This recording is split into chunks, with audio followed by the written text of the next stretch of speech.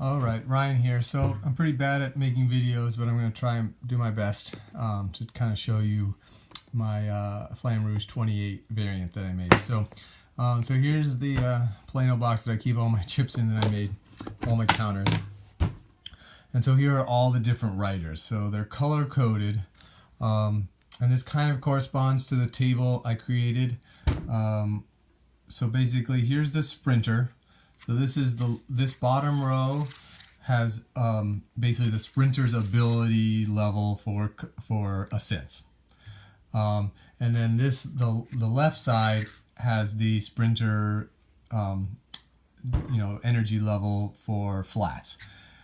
Whereas if you go here's the all-arounder, which is the same as the rouleur. So let me show you what the rouleur deck looks like. So it's basically what I'm calling the all-rounder, but it's basically the rouleur that comes with the game.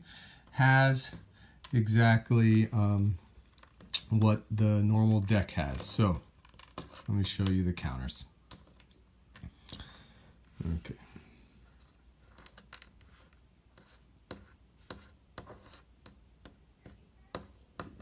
Okay. So the big number. Oh, so first off, basically, I gave them all different names. It kind of roughly corresponds with real writers, what their skill levels are. It's only so good. And then it says what type of writer they are, and then it's color coded. So this is the rouleur's deck, and so the big number is the energy level on the normal card in the normal game. So you've got 3 3s, 3 4s, 3 5s, 3 6s, and 3 7s. Okay, and then the right number with the little diagonal line is how strong that card would be on an ascent. And so it's exactly like the normal game. 3 4s and 5s gives you 5s, but 6s and 7s are reduced to 5s, right? So that's just the standard rouleur deck, and the sprinter is the same. Okay, so if we look at the sprinter, the sprinter is basically exactly the same. He's got his 9s that are reduced to 5s. Okay, and his 2s are still 2s, 2 on the ascent. Okay, so the whole idea of this design was to separate those two numbers, basically kind of apply the ascent reduction, but decouple what those two numbers represent. Okay, so that you don't have to always have just exactly reduce when the number is greater than 5, reduce it exactly to 5, but could even reduce it more or less depending on what we want the writer to be like. So this is my time trialist. So he's even better than the rouleur on flats, but he's as bad as a sprinter on ascents. Okay, so let's just show you. So he's got slight variation. So I'll show you some of the different ones he's got. He's got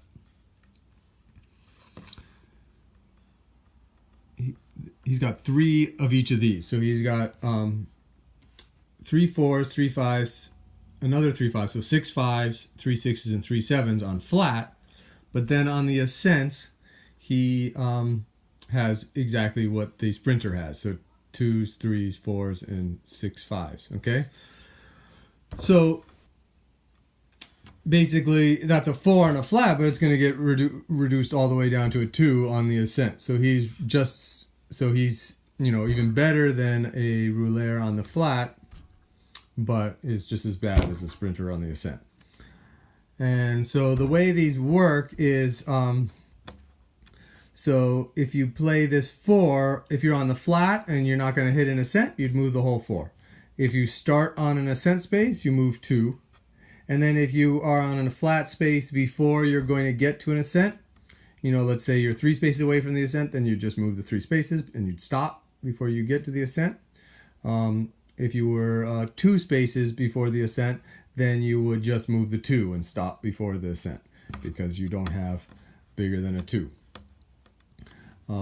Whereas this one would this one would let you move up to 3 spaces if any of your movements include an ascent. Whereas this one would let you move up to 4 spaces if any of those moves include an ascent space. And then the way that rules work, I just tweaked them. So with with descents, you always move at least 5. So so all of these would move 5 spaces if you start on a descent space. Even if you are going to enter an ascent space during that movement, you'd still get to move your full 5 from the descent. And then if you're on a descent space and you played this or this, then you'd move 6 or 7. However, if you were to enter an ascent space during that movement, then you can't move more than a total of 5. So these don't allow you to exceed the 5 from the descent if you're going to enter an ascent space. Okay, so that's the time trialist, and then the climber is kind of the opposite. So the climber has, get them all out. He's got a little bit more variation. So it's not always three copies of each counter in the deck. I varied a little bit just to make the numbers work. But the ones I'm showing you, these standard ones, all have just 3 copies of each, exactly the same 3 copies of each counter that I'm showing you. So the climber, Guilherme, this Ethiopian, I think, Eritrean, I can't remember. So he's a little bit weaker even than a rouleur on the flats. So he's got 3 3s, 3 4s, 6 5s, and 3 6s. But then he breaks the 5 ascent limit. So on ascents, these will actually go even farther. So if he starts on an ascent space, he'd move 6 or 7. Okay, so he can book it up on ascent faster than the other bikers. And so then it just reduces. So I'll show you. So then I've got a puncher. So the puncher is supposed to be kind of in between a sprinter and a climber. So he's got some of the higher top speed of a sprinter. And here's where I show you some of the other variations. So I'll show you his whole deck so you can see all the different variation.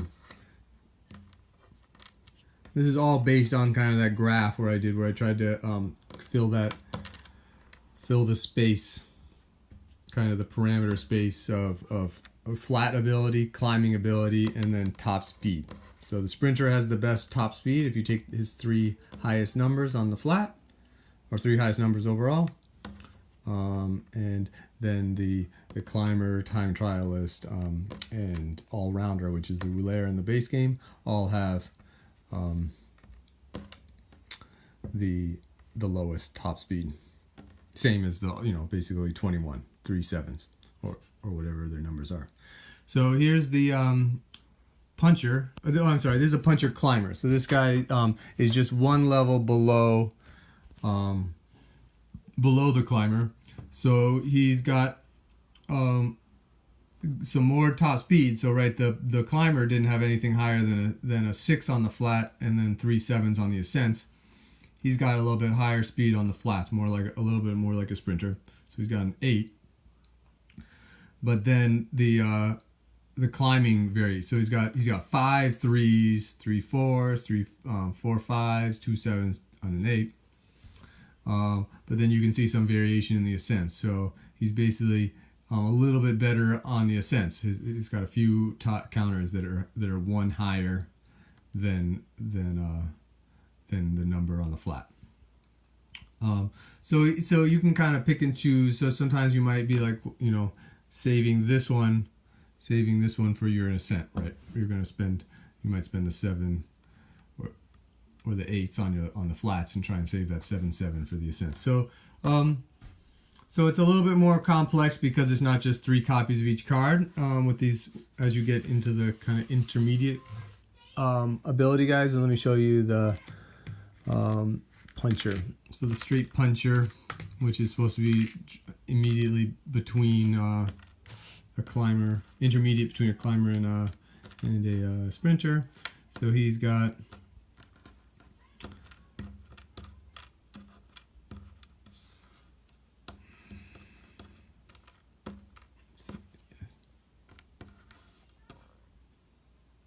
oops, that's wrong.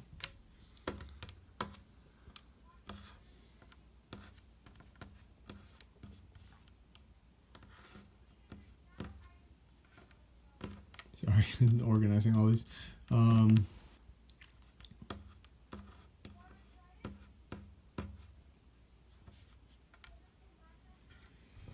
Okay, so he does have 3 of each. So it's the standard 6 ones that I made, which are the sprinter, rouleur, time trialist, puncher, all-rounder, and climber. Those all have 3 copies of each counter. So just 5 different counters, 3 copies of each. It's the ones that are kind of in between those types that then start to have more complex variation. So you can see that he doesn't have any 2s like the sprinter on flats. He's got 6 3s. And then but then instead of 9s, he's just got 8s on the flats. But then he's got a little bit better ascent. So 3 of the 3s are 3 on the ascent, but 3 of the 3s are 4s on the ascent. The 4s are 4s just like the sprinter, 5s are 5s just like the sprinter. But then the 8s are not reduced all the way down to 5, they're reduced down to 6. So he's got a little bit better climbing ability than a sprinter. You know, you'd think like a puncher can get up a little bit of hills, but still mostly behaves like a sprinter. Because a sprinter, often you're never going to play your 2s anyway. You're going to avoid playing those the whole game if you can. So you can kind of ignore those, and that's what he's like compared to a sprinter. He's got the 3s, the 4s, the 5s. So instead of the 9s having that extra 3 on the flats that the sprinter would have, he's got a little bit better ascent ability. So that's the idea. Let me just show you one more. So here's like Thomas de Ghent, one of my favorites. Always in the breakaway.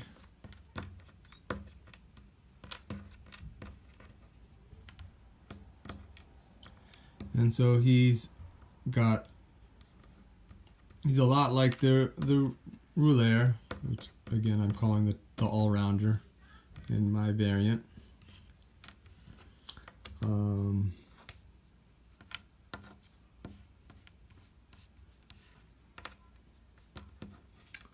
Sorry, just organizing all these so you can see them.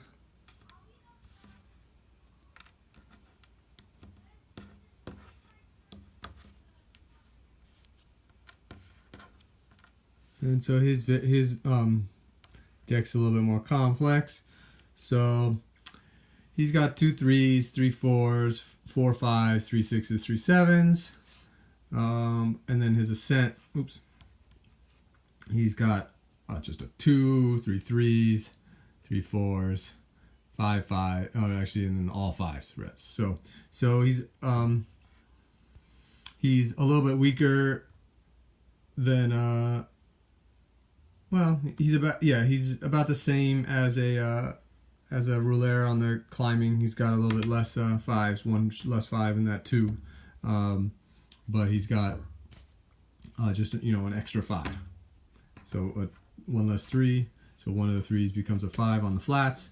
So he's just a little bit better than a rouleur on flats, but a little weaker on ascent. So you can kind of just see this just small tweaking, but by decoupling those 2 numbers, it allows me to have that kind of a lot of variation in the decks.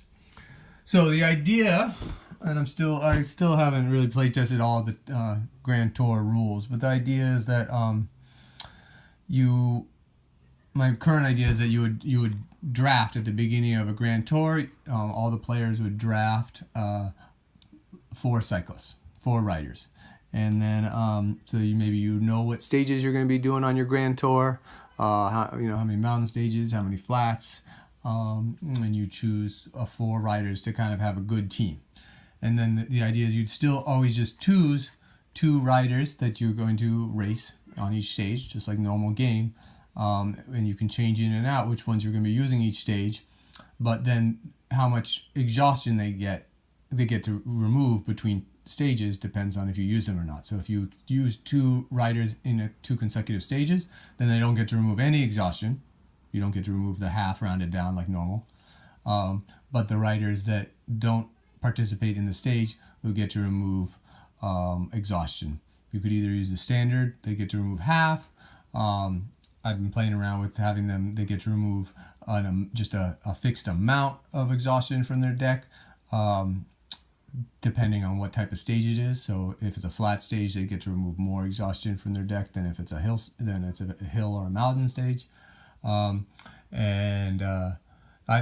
Just the reason why doing that is because I don't like that rounding error where oftentimes at the end of a stage, if you just take 1 more exhaustion, it's not going to affect how much exhaustion you get to remove from your deck, so there's no cost to it.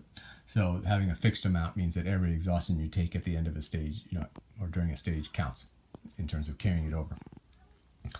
So that's the basic idea. You can see that I've had, so in the file there's extra counters for the riders.